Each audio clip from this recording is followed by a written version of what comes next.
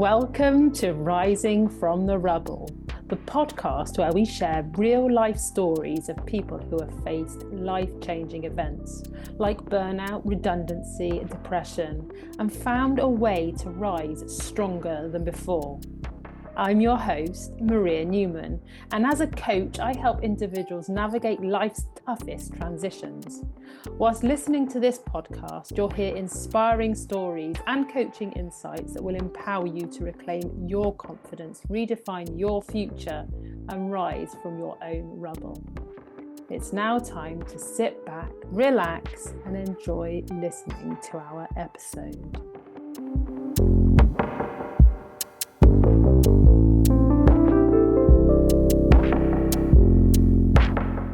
Hello, Netta, and thank you for joining me today.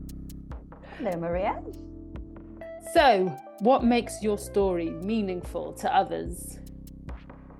I feel my story is meaningful to others because it happened to me even though I felt very confident and successful in my pre-motherhood life.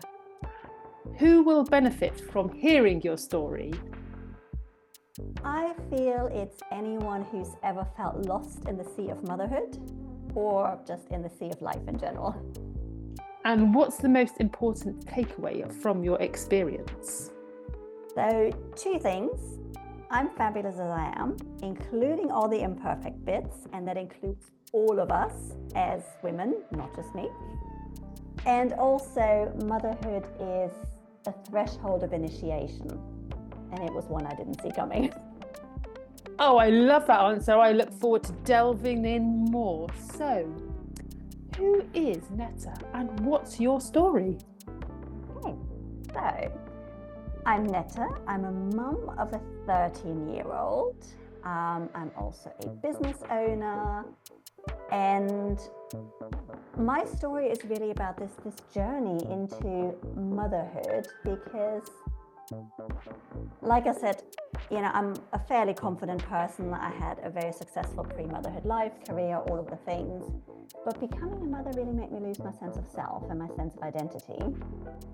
And of course, you don't see it coming because you cannot imagine what becoming a mother is going to be like.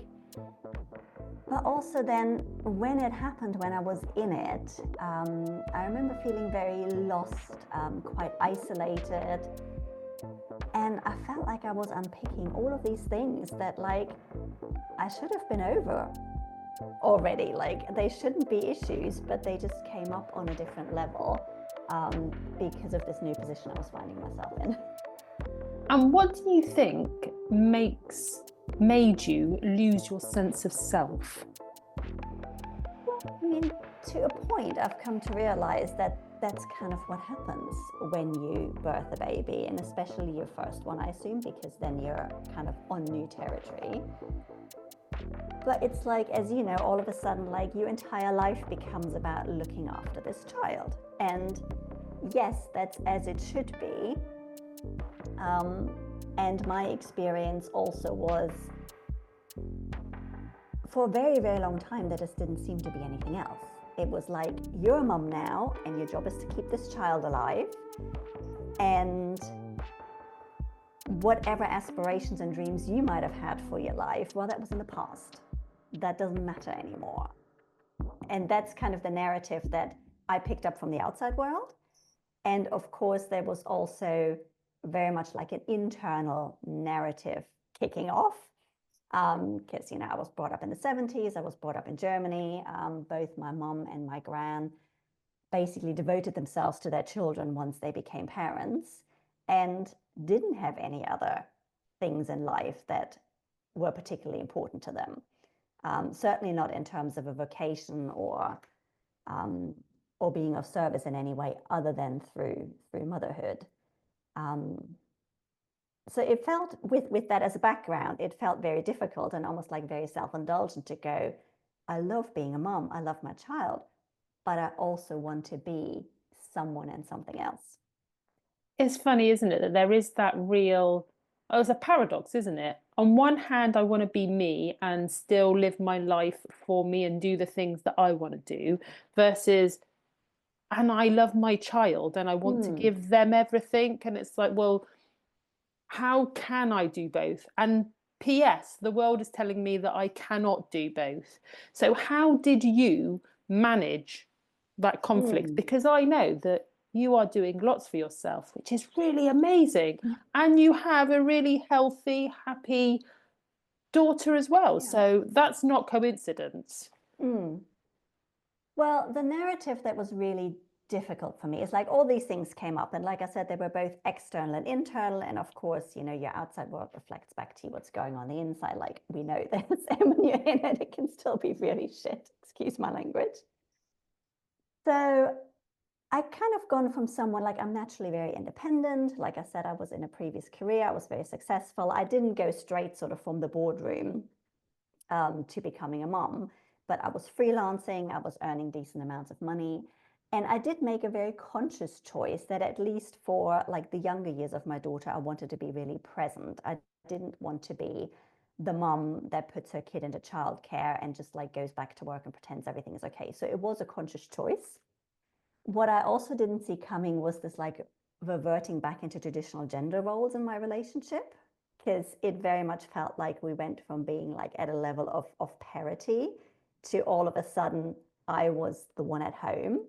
And by default, that then meant like all the things that were previously shared kind of fell back to me. And, you know, my partner was the one who would go off to work and kind of sort of come back at the end of the day and just really have no concept of how mundane and sometimes isolating it is to be with a young child. So I say that because I think one of my main challenges was in sort of reclaiming the sense of self. There was very much this piece of, okay, I want to be able to do things for myself, and it's not always monetary. It's like also it's having, you know, time to myself, but there were also things I wanted to do for myself that cost money. And then there was this whole narrative of like, well, how can I claim this time and this investment in myself when at the same time I'm not earning? Because as you also know, and every mom will know, is, you know, motherhood is a whole boatload of unpaid work. And it's unpaid and it's unrecognized. So all of these dichotomies were really pissing me off.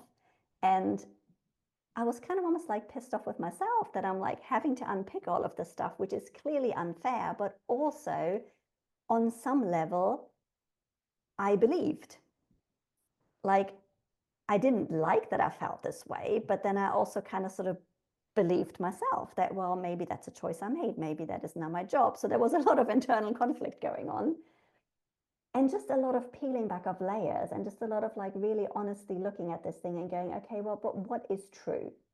What is true about all these beliefs? What is true about myself? And what do I actually truly need in order to be a fulfilled person? Because me being low level unfulfilled did not make me the best mom that I wanted to be for my toddler either. So, at what point did you make the decision that something had to change? Mm. Well, one of the things that I frantically clamored at, and it was fun, is when Lily was 6 months old, I was like, right, I'm going to become one of the mummy bloggers because I am a writer. And, you know, there were at the time some very prominent mummy bloggers. I was like, I can do that. So I started blogging when she was little and I kept that up for a few years. And that felt really fulfilling because it was something I was doing for myself. And, you know, writing is something where you can carve out pockets of time. But then also over time, it was really just, it was looking at the stories, really. It was looking at the stories that the world was telling me. It was looking at the stories that I believed in myself and just kind of like lifting the lid and going, okay, well, wait a minute, like something's not right here. And it was almost like an interesting position to be in because like 10, 12 years ago, I didn't really find any kind of role models for what I was going through. Like there was no shortage of coaches that I could have availed myself to. And I think I actually had a coach when Lily was little. Like literally, we were talking sort of around the time between 6 months and a year when I was blogging. But she wasn't the mom. And, you know, she was telling me stuff like, you know, it doesn't matter how tired you are, or like, you know, it doesn't matter what's happening in your life. You just have to push on. You just have to make yourself. You have to force yourself. You have to push on. And I mean, she told me this horrendous story of like stuff she did whilst she was having a miscarriage. And it's like, but that is insane.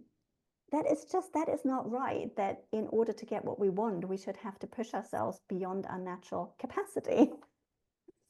So yeah, I felt like I was short of role models. I ended up having, so when Lily was about 18 months, I ended up finding myself in a very supportive group of mums, many of whom were kind of on a similar parenting journey, many of whom were kind of choosing to take time out from a vacation to be with their kids. But then it was almost like the flip side. I'm like, I love you guys, and I love our kids, and I love what we're creating together. But like, can we talk about something other than our kids? Like, I want to know about you. Like, what's going on for you as a person? Like, what's moving you? What's up? I don't want to just always know like what your kid has eaten and what they've pooped and how many hours they've slept. It's funny because I think we just, I don't know why it is, we just get ourselves into this dialogue of maybe because it's safe in the sense of if we're talking about our children, we don't we can we don't have to be vulnerable, we don't have to share stuff about ourselves. So talking about our children, that's like safe, and I've got people Yeah. around me where we know that the one thing we have in common, we have children, so we can bond over children. Now Yeah. if I step out of that, then I might expose myself or say something that I then want to take back, and I can't because it's out. So how did you break the conversation? I mean, to be honest, at the end of the day, it was just like lots of little baby steps. It's like, you know, what's a little thing I can do today to look after myself? And it like probably literally started with like, let me actually sit down long enough to have a cup of tea while it's hot. Or let me maybe sort of take 10, 15 minutes and like have a moment of reflection, or just like little things. I discovered very early on that when it comes to self-care, again, a lot of the narrative and a lot of what social media tells us is like, oh, well, you have to do something for yourself. You have to buy yourself a beautiful scented candle and have a massage and, you know, take yourself out for lunch. All those are lovely things, and I wholeheartedly support them. But really, after a couple of years, with all these little baby steps, I was like, wait a minute, actually, self-care isn't the stuff that we actually consume. Self-care is how we feel about ourselves.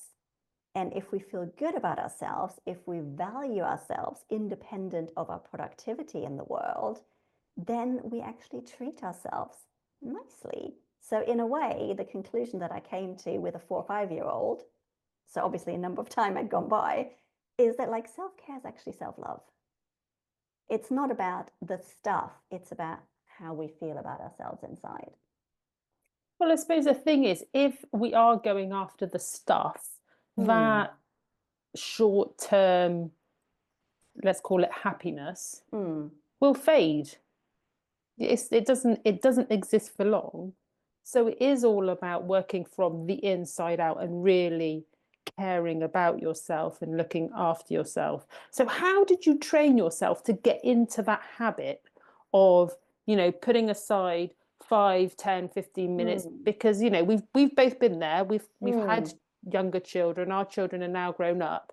And if there's a mum listening going, 5, 10 minutes to myself, how is that possible? I'm like knee deep in nappies, and Yeah. when baby's crying, I'm trying to do something just to make sure the house is tidy or Yeah. I've eaten. Okay, well, I probably need to get clear that, you know, what I'm talking about, like this is not what you need to do, or at least in my experience, this is not necessarily what I did when I had a month old or a 3 months old. It's stuff that sort of worked its way into my day over time. When you have newborns, I think there just needs to be a level of surrender. um, But I also feel that many women then get stuck. Many women get stuck in that experience of, I have a very young child and they're dependent on me 24/7. And then we take that into having, a toddler and sometimes, school-age child.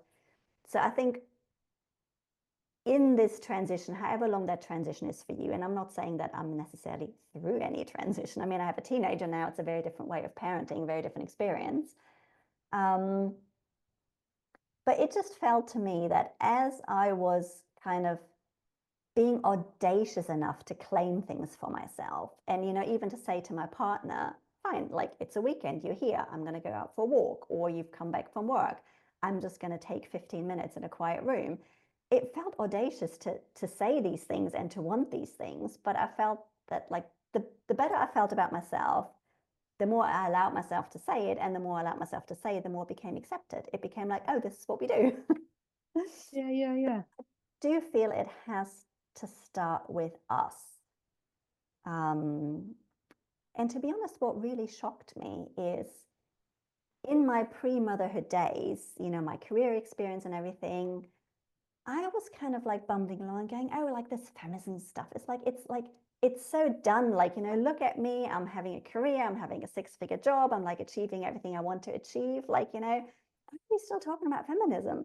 And then I became a mom and it was like, oh, this is why we're still talking about feminism. Because I didn't realize all these issues were there. And I know that you can't tell a expectant mom what to expect. You just can't, because you have to have the experience. But I felt like at least if we could have a conversation about, this motherhood thing, it is an initiation, it is a threshold, it is a huge transition in which you lose yourself. It will happen. I'm not saying have a cup of tea hot and you won't lose yourself.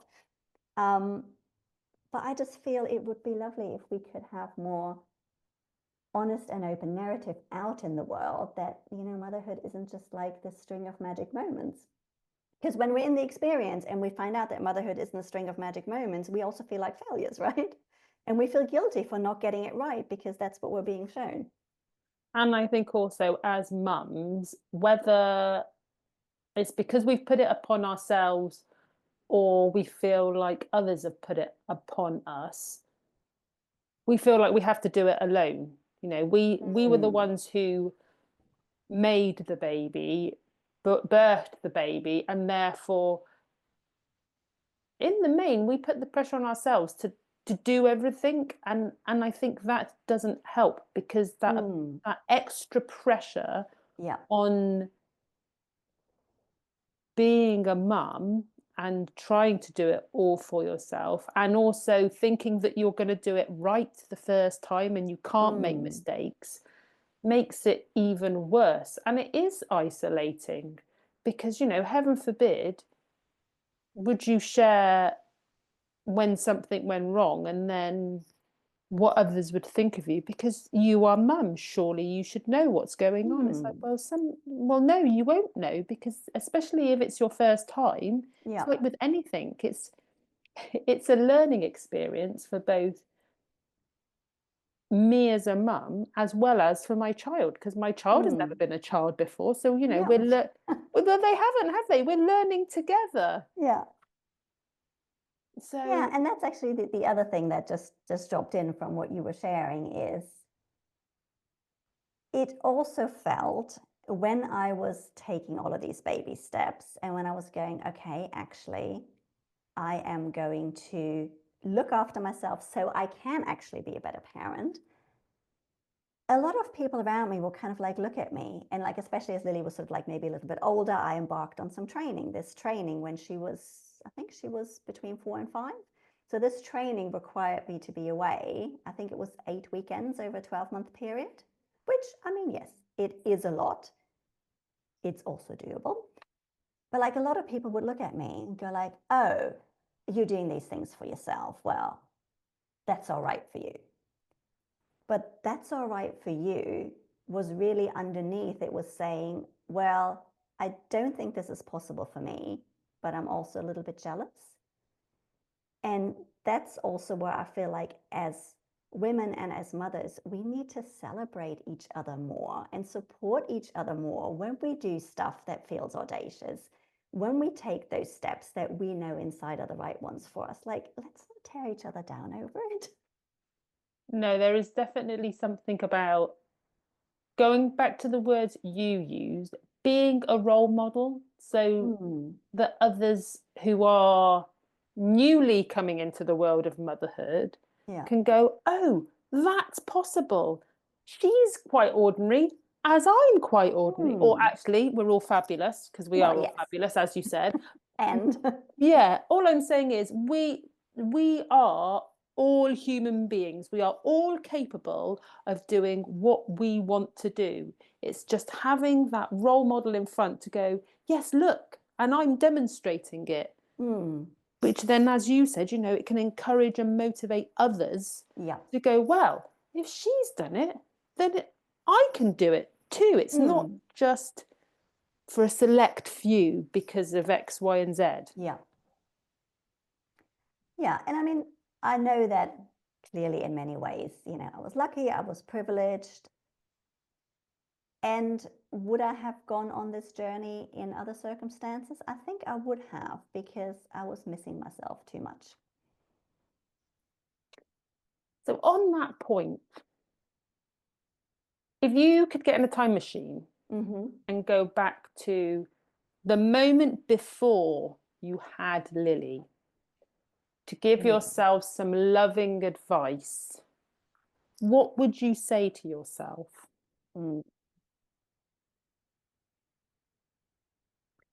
Oh, that's making me feel quite emotional. I would say you're worth it.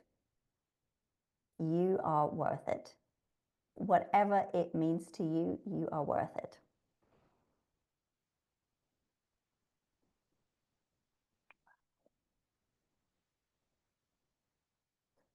And so being here now, having a teenager, and for women who are listening, who are about to embark on a very unique journey, because all of our experience of motherhood is unique.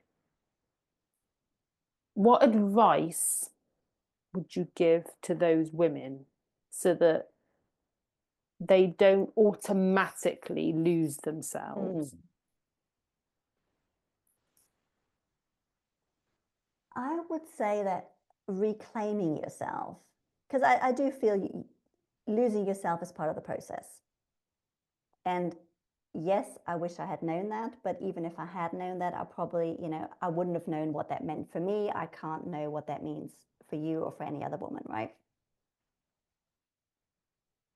And I do know, having gone through this journey, I am for sure a better parent.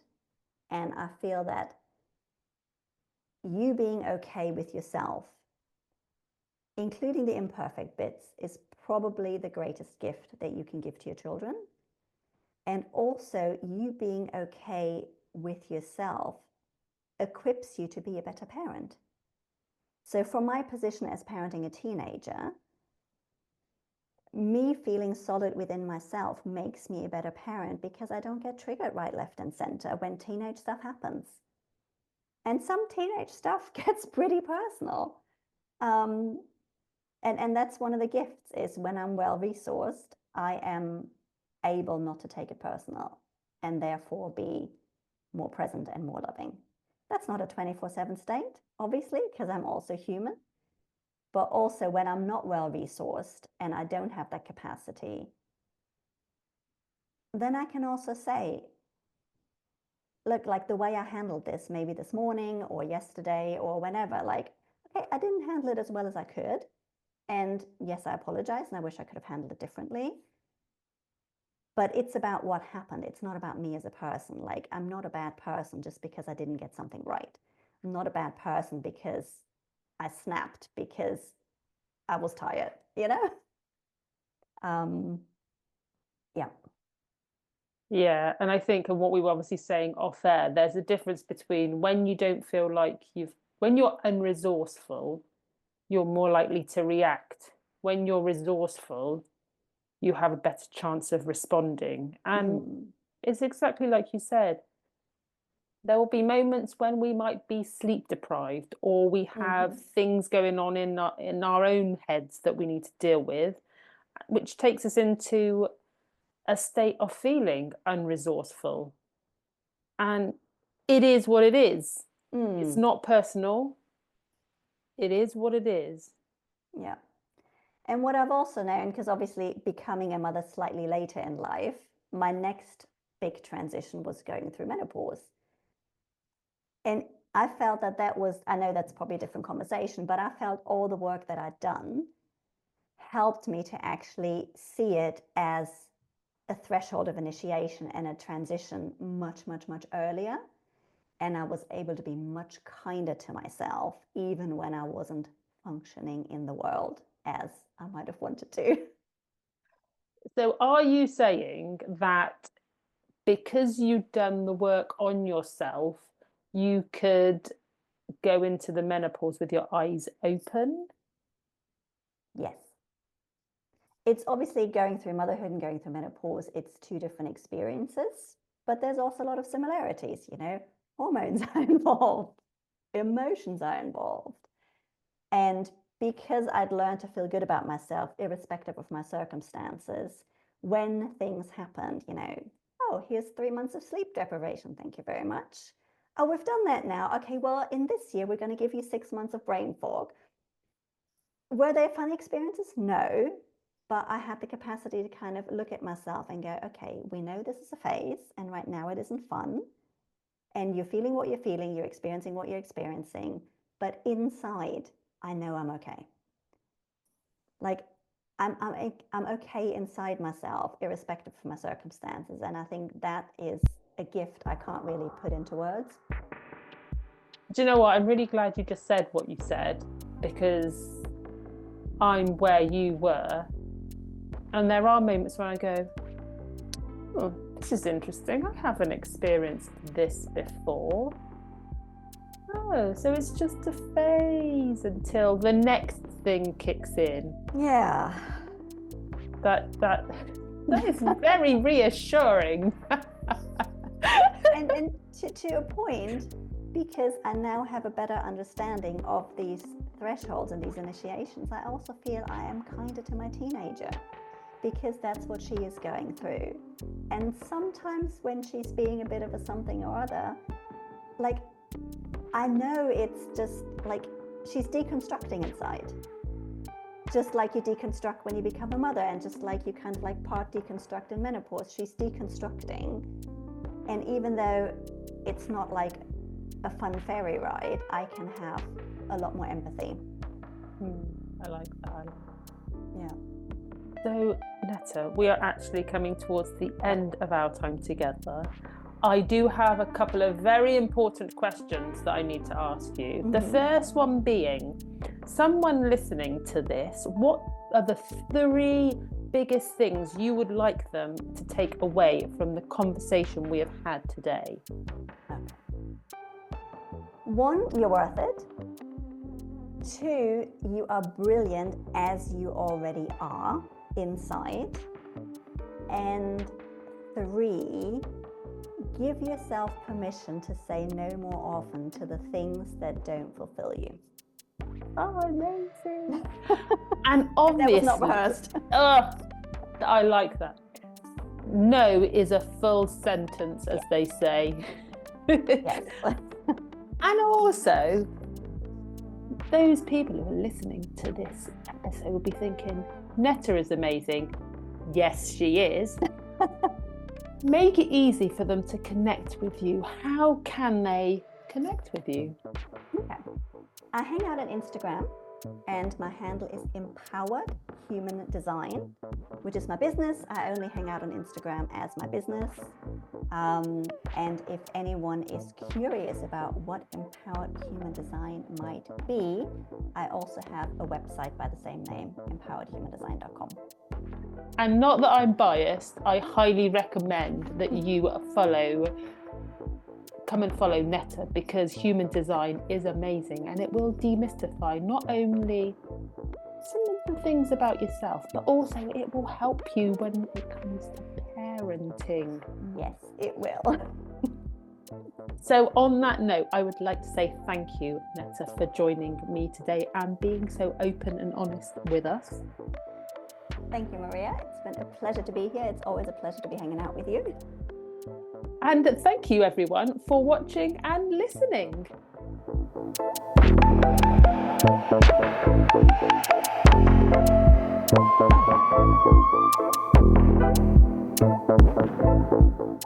Thank you for listening to Rising from the Rubble.